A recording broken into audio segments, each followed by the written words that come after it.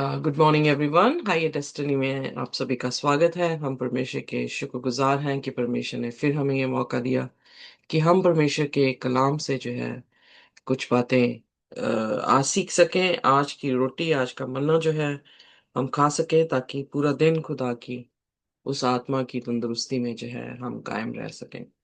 हम ऑलरेडी जो है वो देख चुके हैं कि किस तरह से होम बलि, जो कि प्रभु यीशु मसीह को 100% डेडिकेटरी लाइफ को दिखाती है। जैसे प्रभु यीशु मसीह ने भी अपनी कुर्बानी जो है वो 100% प्योर, बिना किसी ब्लेमिश के दी है, वैसे ही वो कुर्बानी हमें भी देनी है। फिर हम देखते हैं कि जो दूसरे अध्याय में हमने अनबलि को देखा। अनबलि जो कि ब्रेड ऑफ लाइफ प्रभु यीशु मसीह है, खुदा का वचन है, और खुदा का वचन जो है वो हमारे लिए नॉट सेक्रीफाइस बट हमारे लिए दिया गया है। सो उसी तरह से वही रोटी हम आगे जो है, वही सुसमाचार हम आगे फैलाएं। यीशु मसीह ने जो है वो मत्ती उसके 28 उसकी 19 में कहा कि मैं एक तुम्हें कमीशन दे के जाता हूँ कि तुम जाओ सारे जगत में, आ, मेरा प्रचार करो और पिता पुत्र पवित्र आत्मा के नाम से उनको बपतिस्मा दो। सो हम देखते हैं कि वो सेक्रीफाइस हमारा, कि खुदा की सच्चाई को लोगों तक पहुंचाना जो है हमारी सेवकाई है, आत्मिक सेवकाई है जो खुदा हमसे मांगता है। फिर उसके बाद हमने तीसरे अध्याय में जो है मेल ये बलि को जो है वो देखा है, जहां पर हमने फिर ये पाया कि मेल बलि हमारे बीच में, भाइयों के बीच में सुलह सलाम थी। इसीलिए ज़बूर में और भाई अनिल कार ने गाना जो है वो बहुत ही खूबसूरत बनाया है कि अच्छा है जब भाई जो है वो सुलह में, या उनकी सहमति और उनकी उनके बीच में जो है वो शांति रहे। तो वो उसके समान है जैसे हारून की तेल जो है वो उस पे अनॉइंट किया गया। सो इनफैक्ट पूरी बाइबल हम देखते हैं कि इन ऑफरिंग ऑफरिंग के ऊपर जो है आधारित है। ये ऑफरिंग महज एक सिर्फ ऑफरिंग्स नहीं थी, बल्कि ये हमारे जीवन को दिखाती हैं। ये प्रभु यीशु मसीह की मिनिस्ट्री को दिखा रही हैं, प्रभु यीशु मसीह के जीवन को, उनकी उनकी पवित्रताई को दिखा रही है। और वही एग्जाम्पल हमारे सामने सेट की गई है, ताकि हम भी जो है वो प्रभु यीशु मसीह के मानिंद उसके स्वरूप में ढल जाएं। और जैसे वो पिता के पास उठा लिया गया है, वैसे हम भी एक दिन मसीह के साथ जब उठाए जाएं, यानी हम भी उठाए जब जाएं और मसीह से मिले, और उसके बाद पिता के साथ हमारी भी जो है वो मुलाकात स्वर्ग की बादशाहत में हो सके। पर आज जो है हम लेवियों उसके चौथे अध्याय में जो है हम जाएंगे। इससे पहले कि हम लेवियों की पुस्तक उसका चौथा अध्याय पढ़े, आइए अपने सिरों को झुकाएंगे और हम प्रार्थना में जाएंगे। हमारे आसमानी खुदावंद, हम आपके शुक्रगुजार हैं, धन्यवाद करते हैं कि आपके जैसा कोई भी परमेश्वर नहीं। आप कितने महान हैं खुदावन, आपका वचन में कितना मेल है खुदावन। कहीं पर भी आप कॉन्ट्रडिक्ट नहीं कर रहे अपने वचन में। और हम शुक्रगुजार हैं कि ये आंखें आपको देख सकती हैं, ये कान आपको सुन सकते हैं। और खुदावन हम आपको छूकर, आपके कलाम को छूकर खुदावन आपको देख सकते हैं। आपके वचन में लिखा है, आदि में वचन था, वचन परमेश्वर के साथ था, वचन ही परमेश्वर था। तो खुदावन ये वचन आज भी हमारे बीच में खुदावन डेरा करके बैठा है। और हम खुदावन कई बार निर्बुद्ध होने के कारण खुदावन इसको स्वीकार नहीं कर पाते हैं। पर धन्यवाद करते हैं खुदावन कि आपने हमें वो दिल दिया है जिस दिल में आप बसते हैं। और किसी भी तरह से ये दिल बिलायल के हाथों में नहीं दिया गया है। खुदावन हमें अकल और बुद्धि दे, ताकि हम कभी भी आपको आजमाइश में न डालें, बल्कि आपको खुदावन पूर्ण तौर से प्यार करें। और अपने अपने परिवार को भी खुदावन हमें ब्लेस करें। और आज के कलाम को खुदावन हमें सिखाएं। आप बोले, हम सुने, आप बढ़े और हम घटते चले जाएं। आपका नाम मुबारक ठहरे। इस प्रार्थना को यीशु के नाम से मांगते हैं, आमीन। आइए देखते हैं लेव अवस्था उसका चौथा अध्याय उसकी पहली आयत। फिर यहोवा ने मूसा से कहा कि इस्राएलियों से ये कह कि यदि कोई मनुष्य उन कामों में से जिनको यहोवा ने मना किया है, किसी काम को भूल से करके पापी हो जाए, तो यदि वह अभिषिक्त याजक ऐसा पाप करे जिससे प्रजा दोषी ठहरे, तो अपने आप के कारण वह एक निर्दोष बछड़ा यहोवा को पाप बलि करके चढ़ाए। सो अब आज जो है हम लेव्यवस्था उसके चौथे अध्याय में जो है वो पाप बलि के बारे में जो है वो सीखने वाले हैं। ये पाप बलि क्या है, सिन ऑफरिंग क्या है, अंग्रेजी में हम इसे इस तरह से कहते हैं। ये वो ऑफरिंग है जो कि आपको पापों से रिहाई देती है, यानी आपके से पाप भूल चूक से हो गया है। पहली बार इसीलिए यूहन्ना की अंजील में उसके पहले अध्याय की दूसरी आयत में जब हम देखते हैं, लेट मी जस्ट,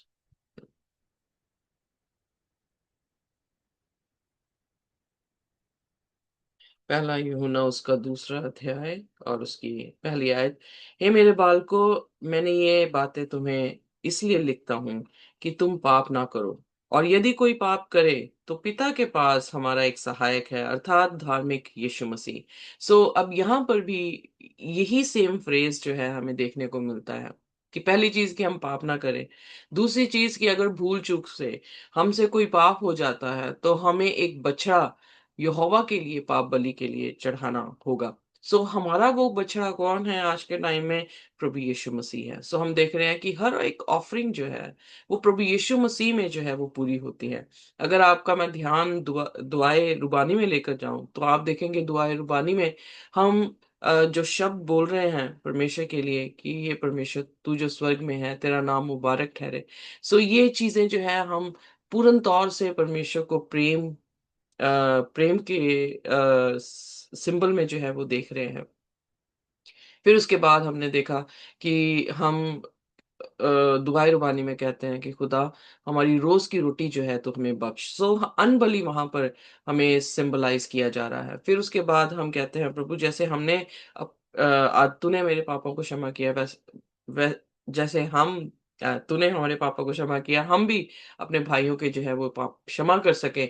सो वहां पर जो विनती हम कर रहे हैं, फिर वो चीज जो है वो मेल बलि के बारे में जो है वो दिखाई दे रही है। और फिर सिन के बारे में कि खुदा हमें तू आजमाइश में ना डालना या हम आजमाइश में ना पड़े। सो हम देख रहे हैं कि खुदा ने जो दुआ हमें करनी सिखाई है वो दुआ भी जो है इन ऑफरिंग्स के ऊपर आधारित है कि हम किसी भी तरीके से जो है वो पाप ना करें। अगर हम कर देते हैं, भूल चूक से कर देते हैं, तो हमारे पास प्रभु यीशु मसीह है। उसने कहा और वही हमारे पापों को, पहला यूहन्ना उसका दूसरा अध्याय उसकी दूसरी आयत, और वही हमारे पापों का प्रायश्चित है, और केवल हमारे ही नहीं वरन सारे जगत के पापों का भी।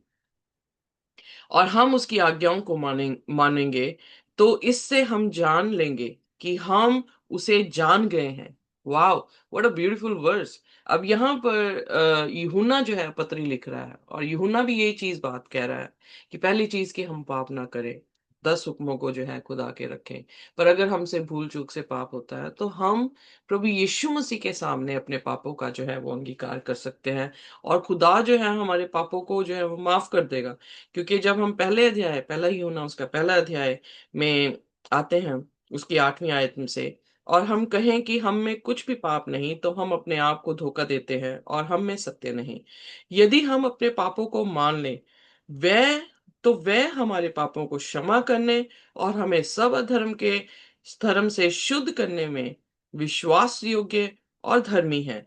यदि कहें कि हमने पाप नहीं किया तो उसे झूठा ठहराते हैं और उसका वचन हम में नहीं है। सो इसलिए जब हम अपनी पाप बलि प्रभु यीशु मसीह के सामने हमने अपने पापों का अंगीकार करते हैं तो हम उसकी बलिदान को झूठा जो है वो नहीं दिखाते, बल्कि उसके बलिदान को हम सच्चा दिखाते हैं, क्योंकि उसने बलिदान ही इसीलिए दिया है कि हमने पाप किया है। यहाँ पर जो पाप बलि का जिक्र आया है वो पाप बलि भी जो है हमें यही दिखा रही है कि हमें फॉरगिवनेस की जो है वो जरूरत है। So this is all about forgiveness. और दुआए रुबानी में भी खुदा ने यही दुआ करनी सिखाई कि हम फॉरगिवनेस के बारे में प्रार्थना करें, और सिर्फ अपने लिए नहीं बल्कि जो खुदा ने हमें फॉरगिवनेस दिया है हम दूसरों को भी वही फॉरगिवनेस जो है वो दें। पैराबल्स में भी जीसस ने यही कहा कि एक राजा था और उसको जो है उससे डेट एक आदमी ने काफ़ी हज़ारों में लिया हुआ था, और राजा से विनती करता है कि मुझे माफ़ करें, थोड़ा-सा समय दें, मैं अपना डेट पूरा कर दूँगा। पर राजा मतलब उस पे रहम करता है और उसे कहता है कि ठीक है, कि ऐसे है कि मैं सारा तेरा डेट जो हूँ, वो फ़ॉरगिव कर देता हूँ। बट इन फैक्ट वो आदमी बाहर जाकर जिसने सिर्फ 100 दिनार उससे ले रखा था, उसकी उसको जो है वो पकड़ता है, उसके साथ निर्दयता करता है और उसे जेल में डालता है। पर जब राजा को पता लगता है तो राजा क्या करता है, राजा उस व्यक्ति को आजाद कर देता है जिसने 100 दिनार जो है वो कर्जा लिया हुआ था। पर इस व्यक्ति के जिसके सारे पाप खुदा ने माफ कर दिए थे या राजे ने माफ कर दिए थे, उसको जेल में डाल दिया गया। जो कि इस कहानी से मॉरल ये पता लगता है कि जैसा खुदा ने हमारे साथ व्यवहार किया है, अगर हम दूसरों के साथ वैसा व्यवहार नहीं करते हैं तो हम जजमेंट के सामने जो है वो खड़े हो जाते हैं। सो इसलिए यकीनन है कि हमें खुदा के साथ वफादार रहना है। जैसे उसने हमारे पापों को क्षमा किया, वैसे हम दूसरों के पापों को क्षमा करें। इसलिए जैसे उसने हमसे प्रेम किया, वैसे ही हम दूसरों के साथ जो है वो प्रेम करें। सो यही गॉस्पेल है, यही पूरी बाइबल की तालीम है, यही प्रभु यीशु मसीह का करेक्टर है, यही यीशु मसीह ने किया है और वही हमें करने को जो है वो कहा जा रहा है। सो आइए देखते हैं लेवा बस्ता उसके चौथे अध्याय और उसकी तीसरी आयत। और यहाँ पे लिखा है कि अगर कोई अभिषिक्त याजक यानी अगर हाई प्रीस्ट भी पाप कर देता है और उसके कारण पूरी प्रजा दोषी ठहरे, जैसे कि हरून ने जब पाप किया 32 अध्याय में निर्गमन की, तो हम ये देखते हैं कि हरून के पाप से जो बछड़ा बना है वो सारा का सारा पाप क्या हुआ है, उसके कारण उसकी प्रजा ने भी उस बछड़े की जो है उपासना कर ली और प्रजा पर भी जो है वो दोष लगाया गया और 3,000 लोग जो है उसी अध्याय में जो है वो मार दिए गए। सो यकीनन है कि जो कलीसियाएं चलाने वाले हैं वो कलीसिया किस तरह से चलाते हैं। अगर उन्होंने कलीसिया अपनी पाप में चलाई है तो उनका दोष जो है वो उनकी कलीसिया पर भी पड़ेगा। सो इसलिए बी केयरफुल। कई बार जो है हम सोचते हैं कि हम देखने जाएंगे, बट खुदावंद यीशु मसीह ने कहा अगर तुमसे कोई ये कहे कि यीशु वहां है तो मत जाना।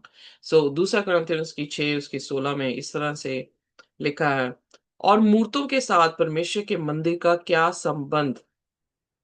यहाँ पर बहुत ही खूबसूरत तरीके से खुदा के दास ने यहाँ पे चेतावनी दी है कि अगर हम खुदा की सच्चाई को जानते हैं तो सच्चाई का एक झूठ के साथ क्या संबंध है।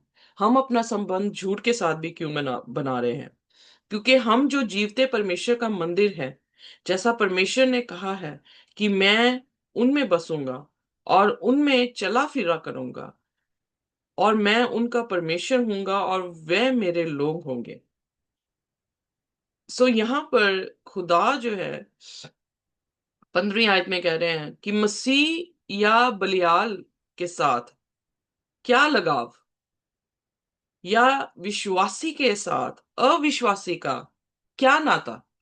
सो यहाँ पे प्रश्न जो है वो उठाया ये जा रहा है कि अगर हम मसीह हैं, अगर हम सत्य को जान रहे हैं, तो हमारा उठना बैठना जो है उन लोगों के साथ क्यों है, उनके साथ हमारा नाता क्यों है, उनके साथ हमारा लगाव क्यों है जो खुदा के सत्य को नहीं जानते या नहीं मानना चाहते।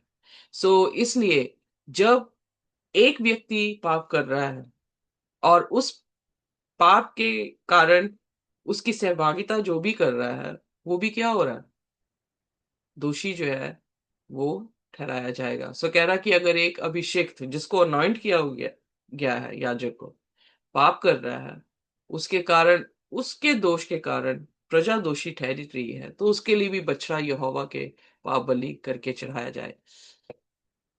सो बी केयरफुल।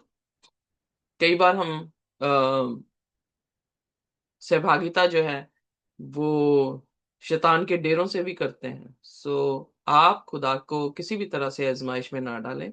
आप खुदा के साथ जो है वो वफादारी करें, ताकि खुदा आपके साथ जो है वो वफादार हो। इसलिए खुदा इस मंदिर में चलता फिरता देखना अपने आप को चाहता है, पर अगर हम किसी भी तरह से अपनी इस देह को अशुद्ध कर रहे हैं तो खुदा वहां पर जो है वो वास नहीं करेगा।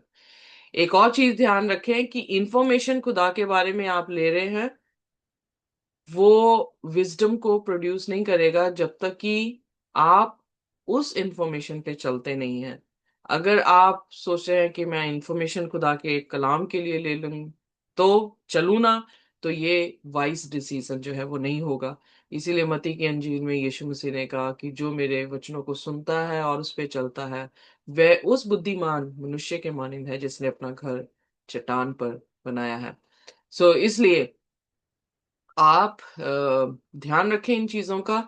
और फिर उसके बाद यहाँ पे लिखा है कि जो पाप की बलि है, उसे चढ़ाने की ज़रूरत है। खुदा के सामने इस पाप को भी जो है वो रियलाइज़ करने की ज़रूरत है और खुदा के सामने इसका अंगीकार करने की ज़रूरत है। और उसे ना करने की जो है खुदा के कलाम में हिदायत दी गई है। जब हम नीति वचन उसका 28 और उसकी 13 आयत पढ़ते हैं। नीति वचन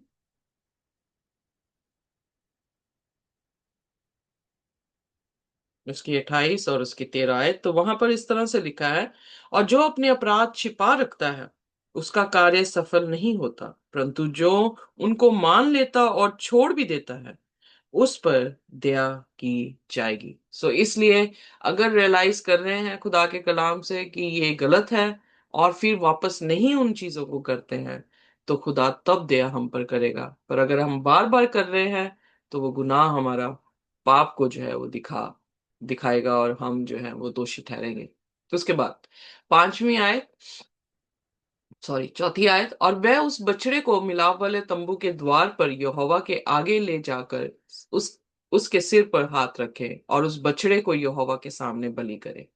और अभिषिक्त राजा बछड़े के लहू में से कुछ लेकर मिलाप वाले तंबू में ले जाए। सेम पैटर्न है कि हमने अपने जो गुनाह है वो ट्रांसफर जो है उस मेमने पे करने हैं। हमारा मेमना कौन है? प्रभु यीशु मसीह है। जब हम प्रभु यीशु मसीह के सामने अंगीकार करते हैं तो यीशु मसीह हमारे गुनाह अपने ऊपर ले लेता है। इसीलिए उसे दंड जो है क्रूस का दिया गया और हमें जो है हमेशा का जीवन का वरदान जो है वो मिला है। और याजक अपनी उंगली, छठवीं आयत, और याजक अपनी उंगली लहू में डुबो डुबो कर और उसमें से कुछ लेकर पवित्र स्थान के बीच वाले पर्दे के आगे यहोवा के सामने 7 बार छिड़के। 7 बार हम देख रहे हैं कि 7 जो आंकड़ा है वो परफेक्शन को दिखा रहा है। अब यहाँ पर कोर्टयार्ड तक नहीं रही है मिनिस्ट्री, अब कोर्टयार्ड से जो है वो होली प्लेस में जो है वो मिनिस्ट्री चलेगी है।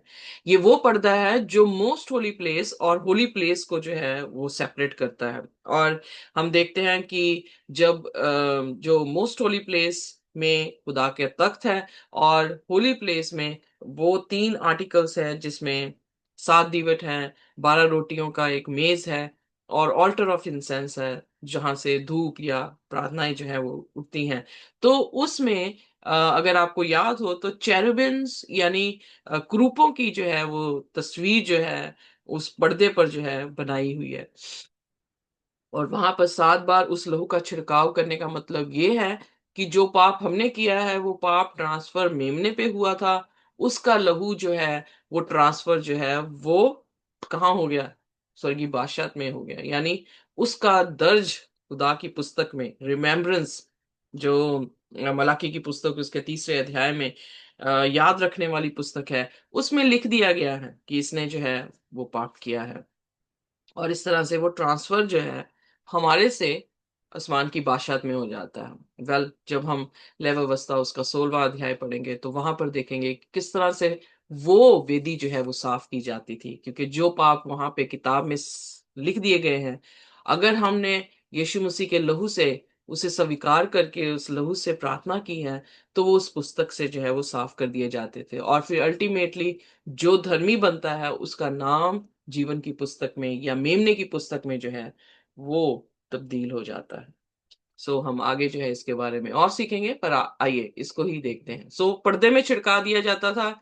सेंचुरी जो है वो अनक्लीन हो जाती थी, क्योंकि लहू जो है जो पाप से भरा है, डीऑक्सीजनेटेड ब्लड, हमारी बॉडी में भी इस तरह से ही है कि जो हार्ट है वो ऑक्सीजनेटेड ब्लड जो है पूरी बॉडी में डालता है और फिर हमारी वेसल्स जो हैं वो वापस डीऑक्सीजनेटेड, जिसमें कार्बन डाइऑक्साइड हो, जिसमें अलग अलग बुरी गैसेस हो, वो फिर लेकर आती हैं, लंग्स फिर साफ करता है, फिर ऑक्सीजनेटेड जो है वो ब्लड हार्ट से दोबारा से पंप बॉडी में करता है ताकि हम जिंदगी पाए।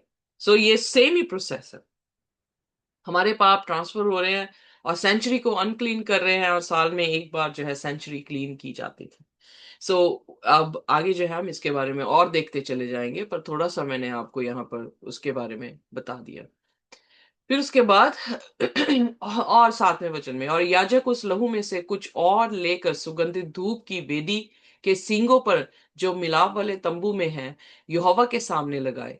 फिर बछड़े के सब लहू को वेदी के पाए पर जो मिलाप वाले तंबू के द्वार पर है उंडेल ले। सो यानी ऑल्टर ऑफ इंसेंस में भी लगाना है, और उसके बाद जितना रेस्ट ऑफ द ब्लड उन्होंने गैदर किया है वो कोर्टयार्ड में जो है वो बहाना है। सो इसलिए आपको याद हो, यीशु मसीह के पास मरियम, जब मरियम ढूंढती ढूंढती सुबह वहां पे रो रही है और यीशु को माली समझ रही है, तो यीशु से कह रही है कि किसी ने यीशु को जो है वो ले गए हैं। तो जब जैसे ही यीशु मसीह मरियम मरियम कहते हैं उसको, तो मरियम रिकॉग्नाइज करती कि ये तो जीसस है। तो जीसस को छूने ही लगती है, तो जीसस क्या कहते हैं, मरियम डोंट टच मी, मुझे छुओ मत, मैं अभी तक अपने पिता तेरे पिता के पास गया नहीं हूं। सो यानी हमारा मेमना जिसने अपने लहू को बहाया था, उसने सबसे पहले वो पाप वाला जो पाप बलि थी, उसको कहाँ लेकर जाना था, होली प्लेस में लेकर जाना था, और वहां पर अपने लहू को जो है वो छिड़कना था। पर रेस्ट ऑफ द लहू जो है कोर्टयार्ड में, यानी अर्थ में जो है वो खुदा का जो है वो बह गया। पर उसने कुछ ब्लड जो है उसके 7 बूंदे जो है, जैसे यहाँ पर पैटर्न है, इसीलिए इब्रानियों की पुस्तक में पौलुस कहता है कि वो कॉपी जो कि आसमान की कॉपी थी, उसी की जो है नक्शे पे असलदर मूसा ने जो है वो जमीन पर वेदी को जो है वो बनाया। तो प्रभु यीशु मसीह इसलिए पिता के पास गए, पर इनफैक्ट वो उसके बाद नीचे आकर अपने चेलों के साथ जो है उनकी मुलाकात हुई है। पर सबसे पहले जब उन्होंने पाप बलि दी है, तो वो उस लहू को कहाँ छिड़क के आए। डेफिनेटली हम विश्वास करते हैं कि अगर यहाँ पर ये पैटर्न दिया गया था, तो ये आसमान की बादशाहत में भी जो है वो यही पैटर्न था। फिर बछड़े के सब लोगों को वेदी के पाए, यानी उसके पाँव में कुछ ड्रेनेज थी वहां पर, जो कि बाहर कोर्टयार्ड का ऑल्टर था, तो वहां पर जो है उसे ड्रेन कर दिया जाता था। 8वां वचन, फिर वह पाप बलि के बछड़े की सब चर्बी को उससे अलग करे, अर्थात इस चर्बी से आंतड़ियां ढपी रहती हैं और जितनी चर्बी उसमें लिपटी रहती है, और दोनों गुर्दे और उनके ऊपर की चर्बी जो कमर के पास रहती है, और गुर्दे समेत कलेजे के ऊपर की झिल्ली, इन सभी को वह ऐसे अलग करे जैसे मेल बलि वाले चढ़ावे के बछड़े से अलग की जाते हैं, और याजक इनको होम बलि की वेदी पर जलाए। सो फैट इज नोवेयर कि हमें खाना है, fat is belongs to God, और वही जो है उसे जो है चढ़ाया जाता था। और उस बछड़े की खाल, पांव, सिर और अंतड़ियां, गोबर और सारा मांस निधान समूचा बछड़ा छावनी के बाहर शुद्ध स्थान में, जहां राख डाली जाएगी जाएगी, ले जाकर लकड़ी पर रखकर आग से जलाए। सो ये पाप की बलि भी कोई भी जो है वो खाता नहीं था। पाप की बलि पूरी तरह से जो है वो कंज्यूम की जाती थी, यानी आग से खत्म की जाती थी। पाप को खत्म करने का ही जो है वो वचन हमें बताता है। सो इसीलिए वो एक सिंबलाइज कर रहा है कि पाप कभी भी रहने ना पाए। जब हम प्रकाशित वाक्य उसका 21 अध्याय पढ़ते हैं, उसकी तीसरी अ, चौथी आयत में, और उनकी आंखों से सब आंसू पोंछ डालेगा, और इसके बाद मृत्यु ना रहेगी, ना शोक, ना विलाप, ना पीड़ा रहेगी, पहली बातें जाती रही। मृत्यु किसका रिजल्ट है? पाप का रिजल्ट है। सो यानी पाप खत्म जो है खुदा बिल्कुल कर देंगे। सो इसलिए इस पाप बलि में भी हम देखते हैं कोई चीज नहीं ठहरी, हर चीज को जो है भस्म कर दिया गया। ओनली जो पाप ट्रांसफर हुए हैं होली प्लेस में, उसको अनक्लीन जो है प्लेस को किया गया है उन पापों के कारण। और यदि इज़राइल की सारी मंडली अज्ञानता के कारण पाप करे, और वह बात मंडली की आंखों में छिपी हो, और वह यहोवा की किसी आज्ञा के विरोध कुछ करके दोषी ठहरे हों, तो जब उनका किया हुआ पाप प्रकट हो जाए, तब मंडली के एक बछड़े को पाप बलि करके चढ़ाएं, और वह उसे मिलाप वाले तंबू के आगे ले जाएं। और मंडली के वृद्ध लोग अपने अपने हाथों को यहोवा के आगे बछड़े के सिर पर रखे और वह बछड़ा यहोवा के सामने बलि किया जाए। सो यहाँ पर भी हम देखते हैं, इवन आप देखेंगे कि जब दाऊद ने पाप किया और उसका पाप जो है नथान ने आके बताया, तो दाऊद भी जो है अपने पाप की जो है वो बलिदान, पाप बलि जो है वहां पर देता है। सो इसलिए एक एज अ पर्सन और एज अ कम्युनिटी अपने पापों को जो है वो खुदावन यीशु मसीह पे ट्रांसफर करना, कैसे?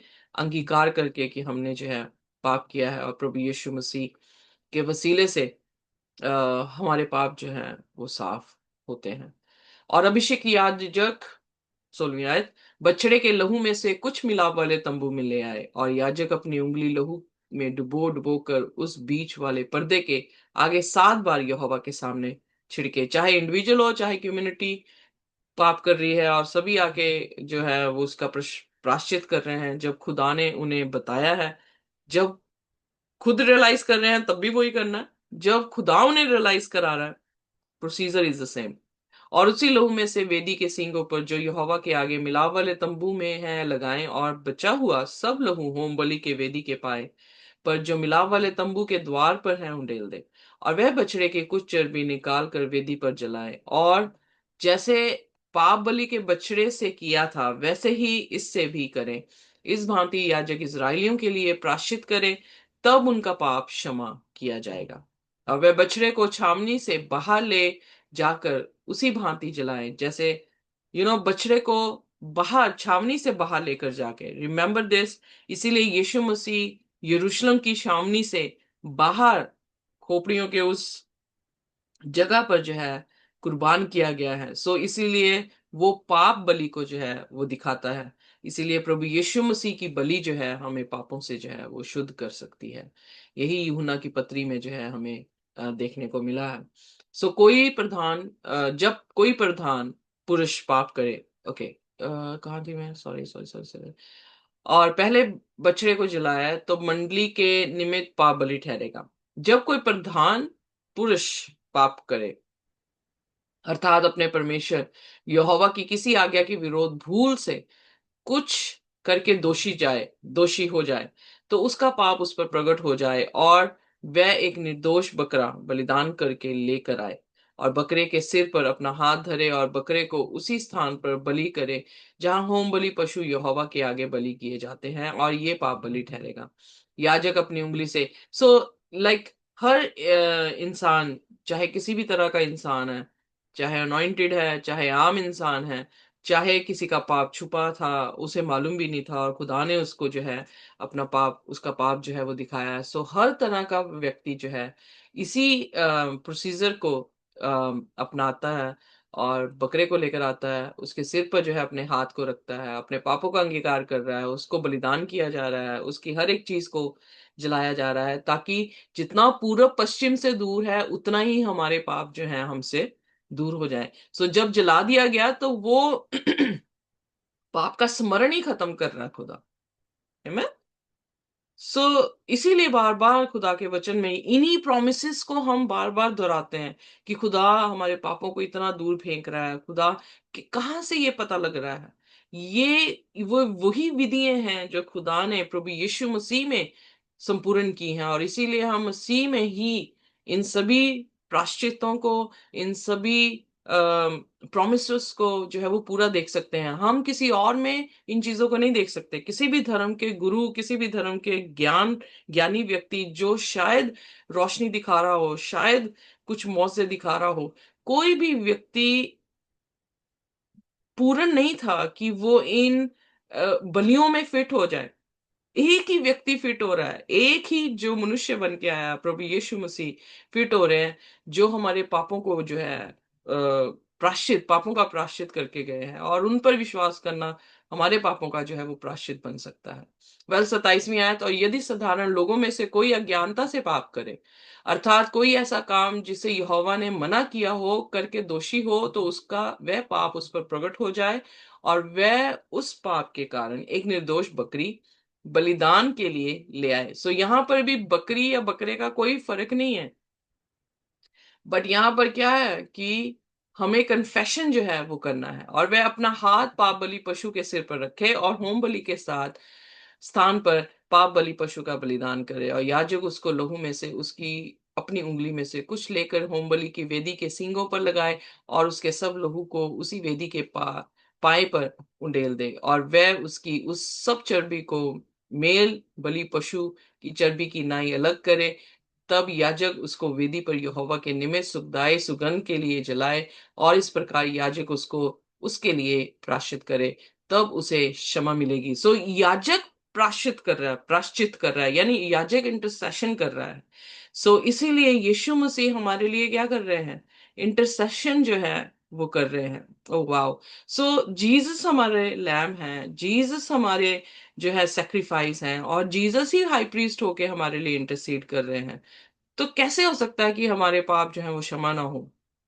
बट प्रभु यीशु मसीह ने कहा, मेरे विरोध किया हुआ पाप क्षमा हो जाएगा, पर आत्मा के विरोध किया हुआ पाप कभी क्षमा नहीं होगा। क्योंकि अगर आप खुदा के हुक्मों को लाइटली ले रहे हैं और खुदा के साथ जो है वो मजाक कर रहे हैं, तो वो पाप कभी भी जो है वो क्षमा नहीं होगा। पर अगर हम फेथफुली खुदा पर भरोसा रखते हुए अपने जीवन को पवित्र रख रहे हैं, तो खुदा किसी भी तरह से जो अच्छा काम उसने किया है उसे जरूर खत्म जो है वो करेगा। सो 32, और यदि वह पाप बलि के लिए एक भेड़ी का बच्चा ले आए, तो वह निर्दोष मादा हो, और वह अपना हाथ पाप बलि पशु के सिर पर रखे और उसको पाप बलि के लिए वहीं बलिदान करे जहां होम बलि पशु बलि किया जाता है, और याजक अपनी उंगली से पाप बलि के लहू में से कुछ लेकर होम बलि की वेदी के सींगों पर लगाए, और उसको सब लहू की वेदी के पाए पर उंडेल दे, और वह उसकी सब चर्बी को मेल बलि वाले भेड़ के बच्चे की चर्बी की नाई अलग करे, और याजक उसे वेदी पर यहोवा के हवनों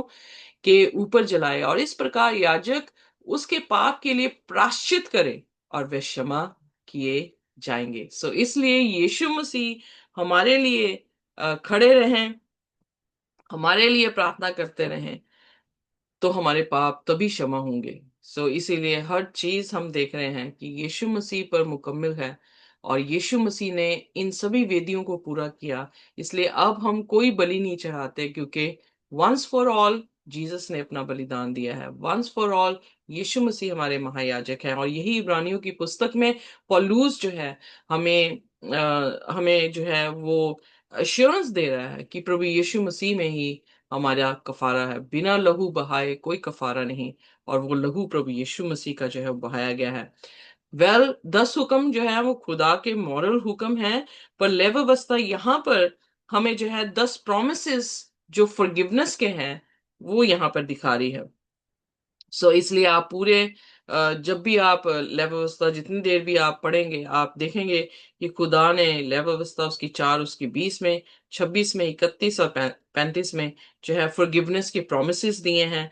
फिर उसके बाद आप 5 अध्याय की 10, 13, 16, 18 में देखेंगे, 6 अध्याय की 7 आयत में देखेंगे, और 19 अध्याय की 22 आयत में जो है इसी के बारे में जो है वो हम चर्चा करेंगे। सो इसलिए खुदा ने हमारे लिए ये कार्य जो है वो पूरा किया है। क्या हम यीशु मसीह पर विश्वास करते हैं, या हमने अपने जीवन जो है यीशु मसीह को भी दे रखे हैं, और बिलायल को भी, शैतान को भी जो है वो दे रखे हैं? क्या हमारी भेंट पूर्ण तौर से प्रभु यीशु मसीह है? हमारी वर्शिप में क्या पूर्ण तौर से सत्य है? सत्य कौन है? प्रभु यीशु मसीह है। क्या हमारी वर्शिप में पूर्ण तौर से वचन है? वचन क्या है? प्रभु यीशु मसीह है। अगर हमारी वर्शिप में किसी तरह की भी मिलावट है, तो खुदा हमारी विनतियों को जो है वो स्वीकार नहीं करेगा। हाँ, हो सकता है कि शैतान उन बातों को सुनकर आपके जीवन में कार्य करके आपको धोखा दे के, और आपको इसी झूठ में जो है वो रहने के लिए सलाह दे दे। बट खुदा अपने वचन के अनुसार किसी भी वेदी में अगर कोई भी अशुद्धता होगी, तो खुदा उसको कबूल नहीं करेगा। जैसे केन की बलि को खुदा ने कबूल नहीं किया, उसी तरह से हमारे भी प्रार्थनाओं को खुदा कबूल नहीं करेगा, और हमारा बचाया जाना बहुत ही मुश्किल होगा। इसलिए हमारे को जरूरत है प्रभु यीशु मसीह पर, सत्य पर, उसके वचन पर उसकी रोटी पर जो है हम विश्वास करें और अपने पापों का अंगीकार करें, वो हमारे लिए विनती करे और हमारे पाप जो है वो क्षमा किए जाएंगे। आइए अपने सिरों को झुकाएंगे और हम प्रार्थना करेंगे कि खुदा हमारे पापों को क्षमा करे।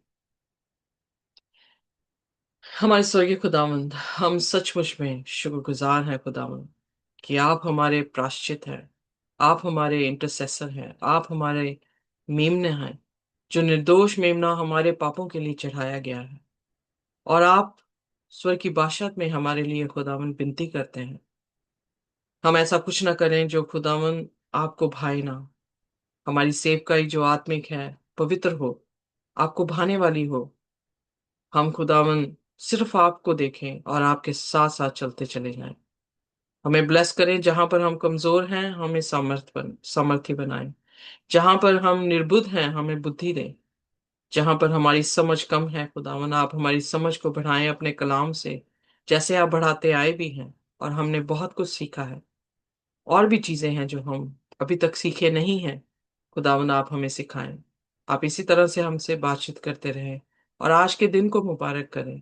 कोई भी ऐसा दोष हमारे पर आज लगाया ना जाए। सारे दोष खुदावन हम स्वीकार करते हैं कि हम बहुत बुरे हैं, अपनी आंखों से, कानों से, जुबानों से और अपने दिलों में खुदावन जो हम पाप लेके घूमते हैं खुदावन।